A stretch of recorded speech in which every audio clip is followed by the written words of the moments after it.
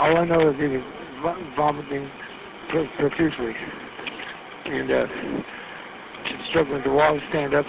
A 911 phone call just released by Austin police gives us insight into what a man might have experienced before he drowned at Lady Bird Lake, a lake that's getting quite the reputation for being very dangerous. We're taking a closer look at that emergency call and the mystery surrounding Lady Bird Lake with forensic death investigator Joseph Scott Morgan. Welcome to Sidebar, presented by Law&Crime. I'm Jesse Weber.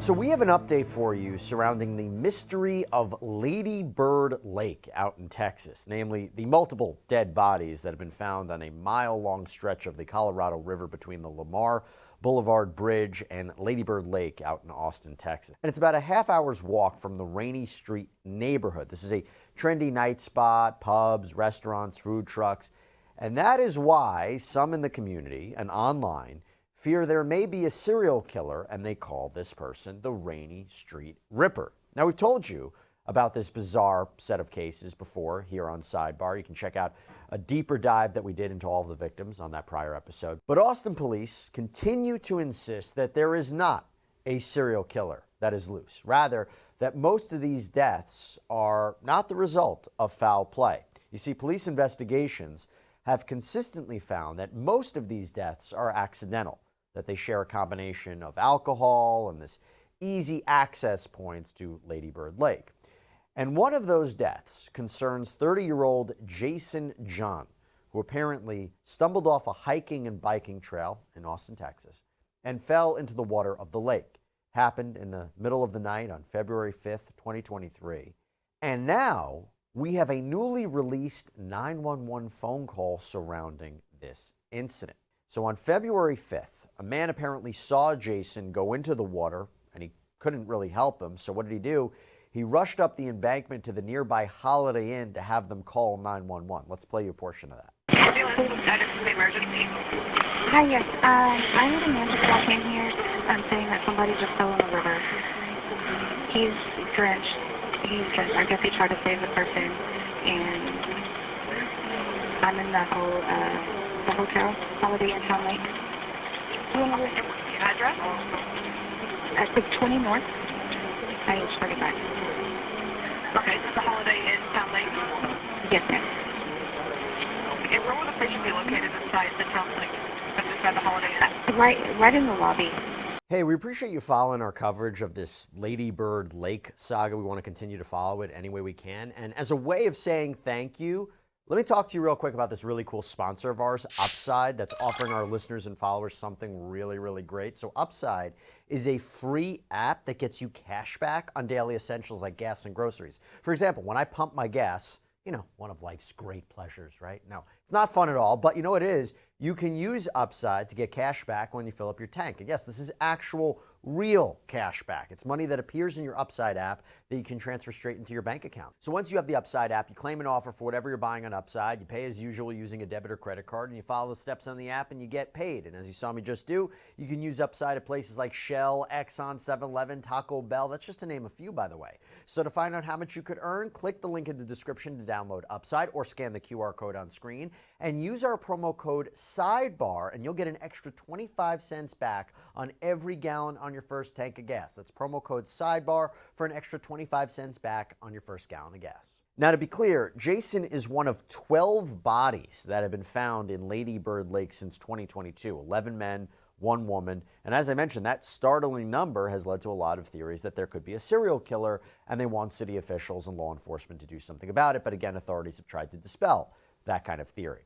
So on this cold night last year, first responders started heading toward the lake. The dispatcher was able to get some more information from this man, identified as Chris, who says what he saw happened. He says that there's somebody in the river right now. The guy that's in front of me was trying to save him. So the guy that needs to be saved, I have no clue. Okay, can we talk to the guy that jumped in the river? Yes, hold on a second.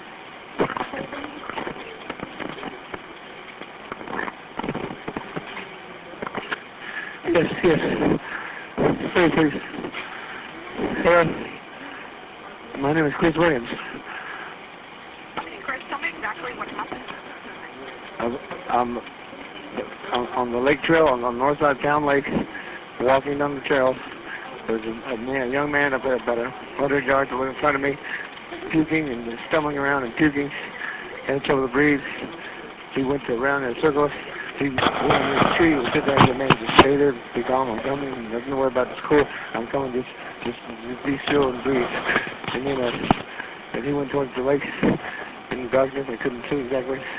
And the next thing I hear is I'm walking, trying to get close to him. I hear a splash in the water, and I look over and I see the splashing. We're about 50 yards away from, maybe 40 yards away from him. I said, man, swim towards my boat. And he went and he was dead in the water, and I knew. Still in the lake? Yes. I finally got to him with a long stick because I didn't want to get dragged down. But I got 6 feet away from him. His head went down from maybe 10 feet at the most. When his head went down, my stick was at least 5, 6 feet long. I went right over the top of where he was, and then as I got closer, I swept that stick around about 3 or 4 feet deep, thinking he was still about that level. I got right over the top of where I believed he was. I swept around in a circle with the stick, and then finally I tried to go as deep as I could, going in expanding circles, and I couldn't feel him. I figured he'd only been down 30 seconds or so. If he felt my stick, he would have grabbed it.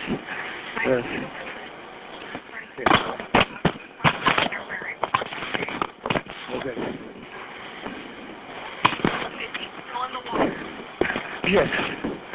I swam. I stayed in the water for about a minute trying to feel around and find him. I couldn't find him. What was he wearing? What was he wearing? I couldn't tell. It looked like a light colored shirt and maybe some shorts or jeans. I couldn't tell from a distance. It was dark down there. All I know is he was vomiting profusely and struggling to walk, stand up.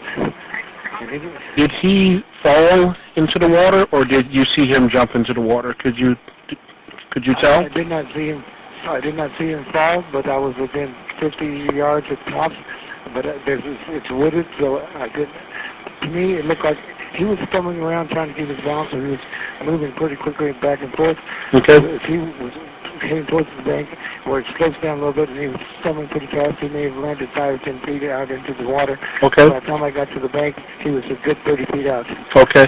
Okay, so a water rescue team, they start searching that night, but they didn't find anything. Jason was reported missing later that morning, and his body was officially found in Lady Bird Lake several days later. An autopsy was conducted, and the medical examiner concluded that Jason drowned and the manner of death was ruled accidental. In fact, according to an Austin news outlet, KXAN, Jason had no significant internal injuries or external injuries, no fractures, no trauma. A toxicology report showed he did have alcohol in his system, no illegal drugs, and Jason's body was found about a week after his death in Lady Bird Lake. And again, this is near Rainey Street. So with that, I want to bring in friend of the show, forensic death investigator from Jacksonville State University and host of the Body Bags podcast, Joseph Scott Morgan. My friend, good to see you. Thanks so much for coming on. Always a pleasure. Good to see you too, Jesse. Yeah. What did you make of the 911 phone call? It's not uncommon to hear this type of kind of disordered information coming in. Isn't it interesting? This is kind of a throwback. This fellow had to go to a local hotel to make this call on a landline. He didn't have a cell, and so back years ago when I first started working, this was very common that you would get these kind of calls like this, whereas somebody that was at the scene with a cell would call it in perhaps. It's nighttime. You're talking about an area that is, in some areas, it is well lit. I've been along the banks of Lady Bird Lake, which, by the way, is actually an impoundment of the Colorado River. And it's been there, I don't know, I think since the early 60s, they impounded this area. And it was called something else. And of course, President Johnson's late wife, it was named after her. Kind of a rec area. And it's adjacent to this area where there are a lot of bars, restaurants, a lot of pedestrian traffic. Getting back to this call, though, listening to this gentleman talk about what he saw and what he heard, because he was able to visualize both things. This is not unusual, particularly if this guy's in distress beforehand. Anytime someone says, he used the term puking, so this guy is vomiting profusely, he's saying. I'm really wondering at this point in time, what was his blood alcohol level, the decedent's blood alcohol level, and does it reach to levels that would be consistent perhaps with ethanol poisoning, where it's incompatible with life. You have too much on board. Did he demonstrate with any other kind of illness that may have impacted him? One of the problems you have with these deaths at Lady Bird Lake, when we're looking at serialized events, Jesse, it's very important to bracket times and to try to understand, because this snapshot where they're saying that from 2022 to the present is evidence, and I'm not talking about the police, I'm talking about the public and the press, that this could in fact be a serial killer. Well, how many other deaths had occurred going back years and years, or are they similar to this? Now, it stands to reason you would have homicides in this area along the way, but to this point, I think that only 2 of these cases have been ruled homicides. Hey, so I'm going to take a guess and say that a lot of you who are watching Sidebar might be business owners, maybe even thinking of starting a little bit of a side hustle. Well, that's why I want to talk to you about our amazing sponsor, Odoo. So Odoo is a free all-in-one business management software that provides you with a range of applications that helps with the day-to-day of owning a business. Now, believe it or not, there are a lot of moving parts here at Law&Crime. I'm going to show you what I mean. So our HR manager, yes, this is the first time I've been in HR, I swear, she can use Odoo to manage PTO and new hires info. Our sales guy can use Odoo's CRM platform.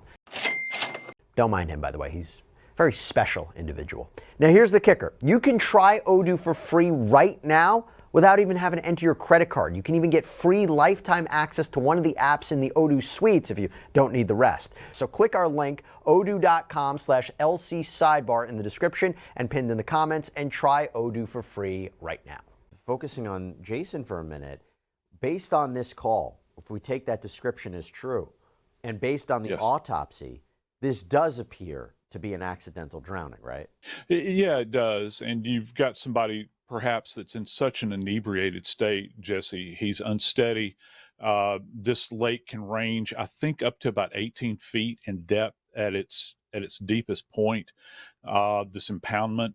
And so if he is already disoriented, he's already compromised in his ability with movement. I mean, anybody that's ever had alcohol and has been touched by that in any way, you know that you're already off balance. You can't make good judgments. You do it in very slow motion.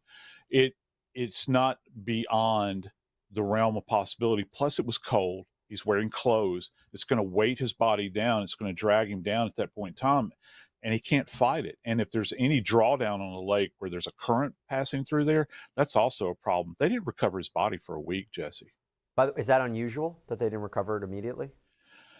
No, it's not, because I think the question you would ask as a death investigator, I used the term drawdown just a moment ago, is there being a release on the lake where they're allowing more water to flow through? Because this is part of the Colorado River. You have to keep that in mind. And as they're drawing water, it can actually capture a body, drag it down, and then, not to be too grotesque, but after a body's been down, even in February, after a week, the body begins to bloat.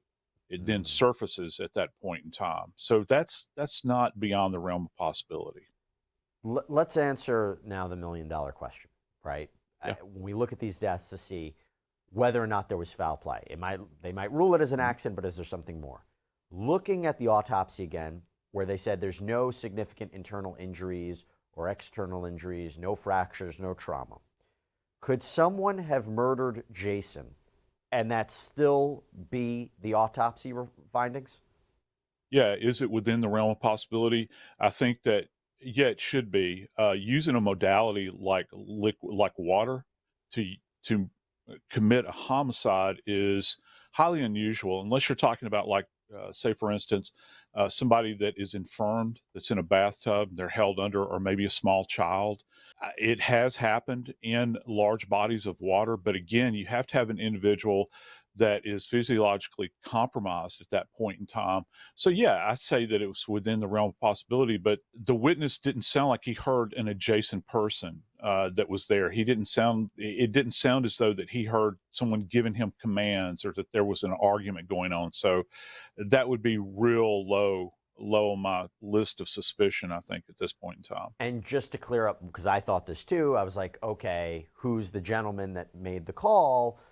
Right. I would say if he was somehow responsible, and there's no evidence whatsoever he's in any way responsible for this, why would he report it, right? So I just want to make that clear as well. Yeah, it becomes the stuff of Hollywood, when you begin to think about the killer, the killer that perpetrates it. Say it's a serialized event and they want to call in, the case to get the attention. Well, first off, there's no established pattern here that this is a serial homicide event that's going on. So you can kind of check that box off. I think the guy was probably just a good Samaritan. Maybe the police will develop something else that might point in another direction. But at this time, this guy just seems like he was doing a civic duty. And he was trying to seemingly save this guy's life and did the right thing. So anybody who has that kind of idea, just want to kind of dispel it right now. Yeah. But here's the thing. As I mentioned, this Lady Bird Lake, especially near the area of Rainey Street, it is getting quite the reputation, because just weeks after Jason's death, 33-year-old Jonathan Honey's body was pulled from the lake. And again, the medical examiner ruled that the death was an accidental drowning. Jonathan was from D.C. He was in town for a bachelor party. And then we have this latest death that happened in July of this year. That man has not been publicly identified. But again, no foul play has been suspected there either. Austin police even did a news conference where they tried to dispel rumors that the deaths are somehow connected. I spoke to homicide detectives, and there's no serial killer at this time. At least we don't believe there is one. So, Joseph, I mean, this could be dangerous in the sense of misinformation going out there, causing people to worry about what's happening. It's not the first time that we've seen, is there a suspected serial killer? But I understand why people have that perception because of the amount of deaths. But the fact that law enforcement stepping in to try to calm that, you could say, A, do they really have more information and don't want to worry the public? Or B, they're saying, no, this is nothing, this is not, there's no foul play in most of these cases. This is more accidental. What do you take away from that? Yeah, it's kind of, we're in summertime right now, so it's kind of analogous to the line from Jaws where the mayor says, you say barracuda and people say, what? You say shark, and you have a panic on your hands. And that's what they're trying to quell right now. There's nothing to indicate at this point in time that there is a serial killer operating in this area. And I mean, the police they're on point here because they're having to work these cases along with the ME's office. If the ME, I would think at least that if the ME saw some kind of foul play that would give an indication that you've got somebody that is applying pressure to somebody's neck to asphyxiate them, or their execution style killings, or something else where you have a specific modality. Remember, you have to keep that in mind with serialized killers, because generally they stick to the same methodology. Drowning is very difficult to use as a means to commit a homicide. You have to think about that and think about how much alcohol did somebody have on board at the time of their death. Were there any illicit drugs involved in any of these cases? Because I can tell you, water and those two other elements do not mix well together. And you're warned about them all the time. And this place, this lane, this area in here is immediately adjacent to this heavily trafficked area where there are a lot of bars and restaurants. But to be clear, this is strange, right? It's strange what's happening because there is at least one person, and I want to play this for you, Joseph. There's at least one person who may have survived some sort of attack. The exact details are still a mystery, but my colleague, Anjanette Levy, spoke with Jeff Jones on Law&Crime's Crime Fix podcast. Encourage everybody to check it out. And Jeff was also in town for a bachelor party, this one in June of 2023. And he says someone found him in a creek underneath a bridge. Did you physically end up in the water and somebody found you? I mean, do you know what happened to you from what you've been told, or? Yes, it's mainly from what I've been told through the reports. My sister came down and was there the whole time, as well as a few other of my relatives, and they were taking notes and kind of trying to explain to me what was going on. But that is an odd twist to it as well. I was found right next to the creek where another individual a few years back also was found there. Unfortunately, he had passed away. But that leads right to Lady Bird Lake, and I was found at about 4:30 in the morning after disappearing from the group at around 1. So it is a strange amount of time that and then it was just kind of an innocent bystander who had found me and reported it anonymously. So it would be interesting to find out a little bit more about that person. I always thought it was kind of odd that why did they see me at the bottom of a creek and bed, in the middle of the night randomly? I had no idea what had happened because my recollection faded away while we were still at dinner. So to me, I woke up about a week and a half into it. They took me they had me in an induced coma, and I had no idea where I was or what had happened, and I had a bunch of staples all over my body, and it was quite a harrowing experience, I would say, at that point. It took me a few days to really even understand what was going on. And then they also had done a toxicology screen, and they did find rufalin in my system. And there was no other substances outside of that. So Joseph, this is why people say there's something more here. It's odd. What do you take away from that? Yeah. And it's not to say that someone could not have been rolled or mugged. I'd like to know, for instance, with this gentleman, what were the status of his personal belongings? Did he still have a wallet? Did he still have keys? Did he still have the key to his hotel room? He was in town for a bachelor's party. I'd like to know specifically what the drug levels were in his system, and also his blood alcohol that plays into this. And the nature of these injuries, when someone begins to talk about that they have staples in their body, that tells me that the skin has been broken in some way. It sounds like perhaps blunt force trauma.